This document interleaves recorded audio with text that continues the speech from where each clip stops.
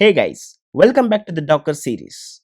So far we have three components: UI built with React, API developed with Spring Boot, and database with MongoDB. Also we have Mongo Express.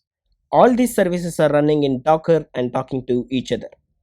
If at all we have to spin up all these services in other system, we should run multiple commands which we ran throughout this series, like building images, creating containers, publishing ports, passing environment variables, creating networks, creating volumes, etc.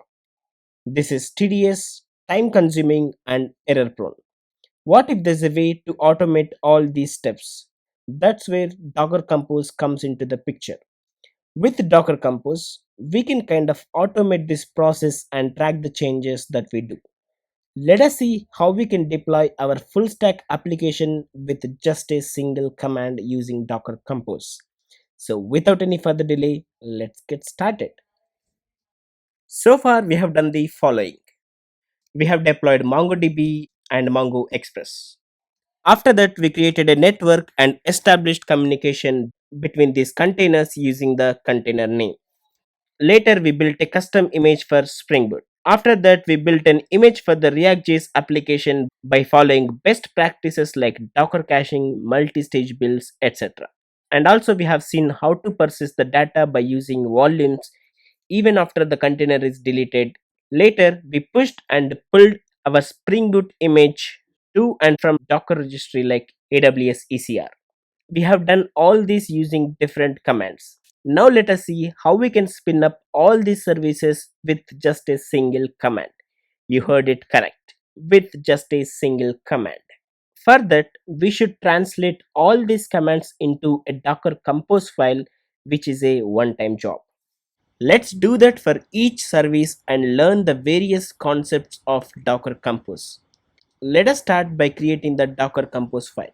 New file docker-compose.yaml. We can give any name we would like to. We will write this file in YAML. We are going to translate all these commands into Docker Compose file. Initially, we should specify the version of the Docker Compose with version. The latest version is 3. Now we should specify the services. Let's start with MongoDB. First, let us give the name of the service, which is MongoDB. Now we should define how this service should run. This is going to use Mongo image. So image as Mongo, which is equivalent to specifying image with the docker run command here. And we will publish the ports. Note that this is an array. We can publish multiple ports. This is how we write an array in YAML with hyphen. The ports are going to be 27,017 port of the host to the 27,017 port of the container. This is equivalent to publishing ports with -p flag in the docker run command. Now we should pass the environment variables with environment. Again, this is also an array, so we will be giving the array elements with hyphen, and this is equivalent to passing environment variables with -e flag in the docker run command. So the first environment variable will be username of the MongoDB, and the second one will be password of the MongoDB, and that's it. Now we should give a network which we specified with -net in the docker run command. There's one interesting thing here. By default, Docker Compose creates a default bridge network for all the services that we define in Docker Compose and adds those services to this default network. So technically, there is no need to create the network.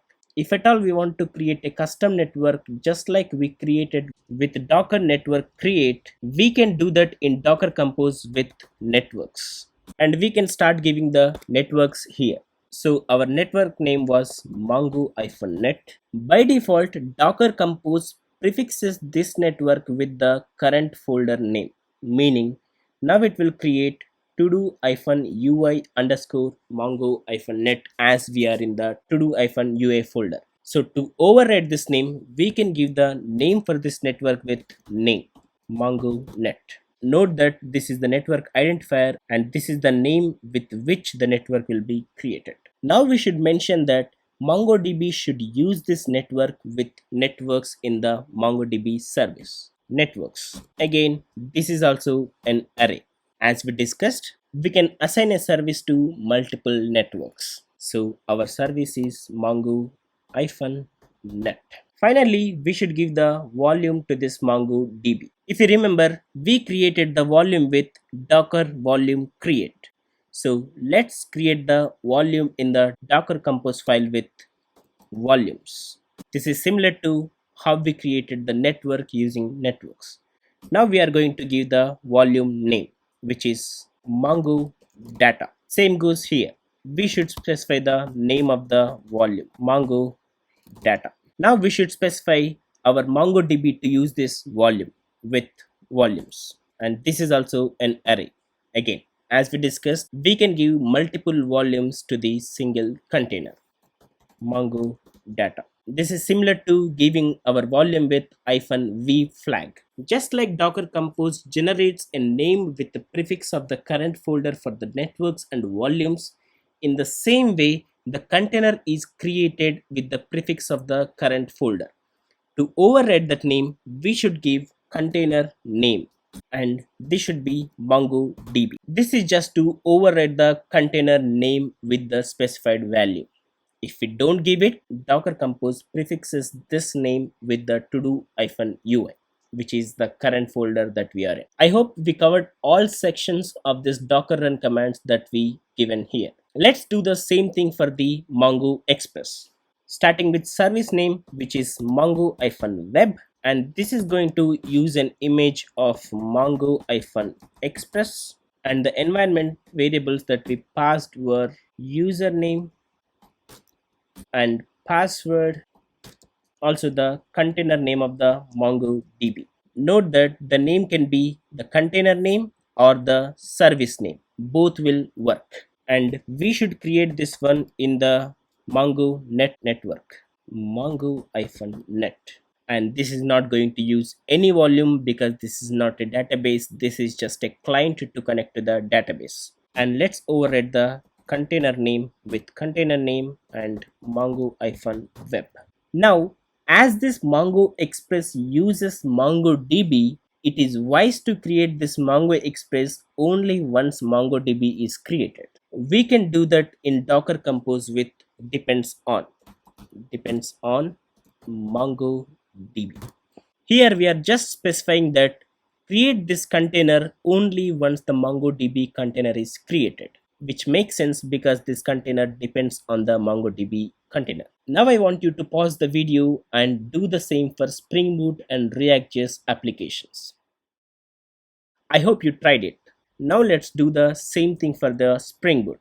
So this was the command that we used to run the Spring Boot image. Let's give the service name as todo-API, and this is going to use the image of todo-API 1.0.2. For a change, as we push this image to AWS ECR, let's pull it from the AWS ECR to demonstrate how we can pull the images from private repositories. So this was the image that we pushed to AWS ECR. So now this is going to pull image from AWS ECR instead of Docker Hub as we are giving the domain here. Note that when you run this Docker Compose file, you must be logged into AWS ECR with AWS CLI. Now we should publish the ports here, which is 8080. By the way, we forgot to publish the ports of the Mongo Express, which is ports 8081 to 8081.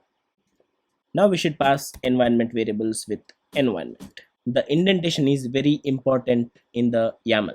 So the environment variable will be the host of the MongoDB, and we should run this one in the MongoNet network, which is Mongo-net. This is very simple. Just we are converting the Docker run commands into Docker Compose file. That's it. We are not doing anything extra. Just we are putting in the YAML format, which is easy to maintain and track the changes that we are going to make. And the container name would be todo-API. And this depends on MongoDB. because this Spring Boot APIs will insert the data into the MongoDB.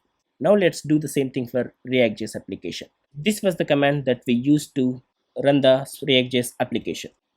So the name of the service would be todo-ui, and this is going to use image of todo-ui 1.0.2. Wait a second here. If you are going to run this Docker Compose file from where this image gets pulled, by default it will try to pull the image from Docker Hub, but this is our custom image. This doesn't exist in Docker Hub, so it will definitely fail. We will see how we can build the image with the Docker Compose itself. So we will be assuming that we will have this source code in the other system. So now we should translate this command to Docker Compose. This command is basically building the UI image from the custom Docker file. So let's do that with Docker Compose. We can do this with build. And if you remember, the context is the current directory, and the Docker file which we will be using is dockerfile.prod, and the image name is todo-ui 1.0.2. So we covered all the parts of Docker build command in this Docker Compose file, and everything else will be same, like publishing the ports would be 3000 to 3000. I think it's 3000 to 80 because we are running in the Nginx. And this is dependent on two things. One is API, todo-API, and the other one is MongoDB. I hope we covered all the parts of Docker run command of the React.js application. Cool. We are done with the Docker Compose file. Let's delete the things that we don't need and let's make it a little cleaner. Awesome. Now we will see that magic single command to spin up all these services at once. All we need is just head back to your terminal and type docker-compose up. Docker Compose comes with the Docker package, so we don't need to install any separate package. By default, Docker Compose reads docker-compose YAML file in the present working directory. If you want to pass custom file name to Docker Compose, just like we passed Docker file to Docker build command, we can do that with -f. So docker compose.yaml. If you see, there are a couple of errors. So before running your services, Docker Compose actually validates the format that we specified in the Docker Compose. If you see, it is saying that depends on contains an invalid type, it should be an array or object. Same goes with Mongo Web. Let's see what the mistake that we did. Here we are not giving this as an array, so let's give that as an array, and the spelling mistake, it is MongoDB. Also same goes with todo API, which is an array. Also we forgot to map the volume to the container directory, which is /data/db, which is similar to mentioning it here. If you don't know what it is, please refer to my Docker volumes video of this series. Now let us try to run the command again. Before that, let's make sure that there are no active containers running. If you see, there are no containers running. I deleted all the containers to demonstrate that we can spin up those with Docker Compose. Also, we don't have network. Docker network ls. If you see, I deleted the network also. Same goes with volume. I deleted the volume as well. Now let us see if Docker Compose will create all these services or not. Now let's run the same command, which is docker compose up. Let's hit enter. This will run all the services. Let's see the output of this command. If you see, it created the network, also it created the default network, and it created the volume. Also it created MongoDB, MongoWeb, todo-API, todo-ui, and if you observe here, the container name of the React.js application is little different. My assumption is that we forgot to mention the container name of the UI application. Let's verify that. Exactly. We didn't give the container name for the React.js application. As we discussed, if we don't override the name, automatically it prefixes with the current working directory with the service name and with some suffix. But other than that, everything looks good. And also this is we are running in the attached mode. Let's run it in the detached mode. Control C to come out and -D. So if you see, now we are in the detached mode. Let's verify that with docker ps-a. As you can see, all are in the running state. Let's try to access our Mongo Express. Let's go back to the browser and access it with localhost 8081. Here we go. The Mongo Express is up. Also, we can access our React.js application with localhost 3000. This is our React.js application. You cannot see the to-do items because I deleted the volume and we created it again. Now let's try to add some item. Go through Docker Compose documentation. Now we created a to-do item. So we can make sure that our API is working by refreshing this page. The item is still here, meaning the item is inserted into the MongoDB. We can verify that with Mongo Express. Just refresh the page. To-do database is created. There's a to-dos collection, and in that the document is here. It's that simple with Docker Compose. Everything is just with single command. Now if you want to stop the service, all you need to do is same thing. Instead of up, you need to do stop.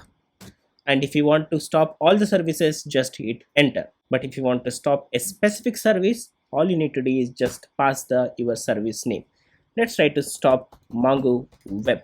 So this will stop the Mongo Express. The error is because it is assuming the -d also as a service. Let's delete that and hit enter. If you see, the service is stopped. We cannot access the Mongo Express now. Let's verify that.